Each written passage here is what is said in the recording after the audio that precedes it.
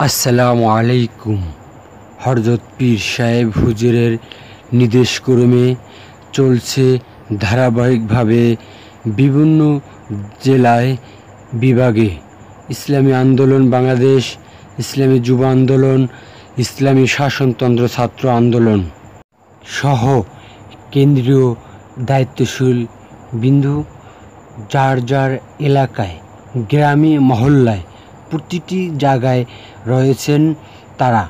ত্রাণ বিতরণের কাজে সহযোগিতায়, কৃষি কাজে সহযোগিতায় সহ বিভিন্ন জায়গায় ধারাবাহিকভাবে চলছে কার্যক্রম। করোনা ভাইরাস পরিস্থিতির কারণে গরিব ও দুঃখী মেহনতির মানুষের ধান পেটে যার যার বাড়িতে পৌঁছে দেওয়ার লক্ষ্যে ইসলামী শাসনতন্ত্র ছাত্র আন্দোলন দায়িত্বশীল বিন্দু কার্যক্রম দিয়ে আসছে। প্রিয় বন্ধুরা, আপনারা দেখতে পাচ্ছেন এবং এমটিসি মিডিয়ার সাথে থাকুন চরমোনাই শায়েকদের সহ ইউনিয়নের খবর পেতে। ধন্যবাদ।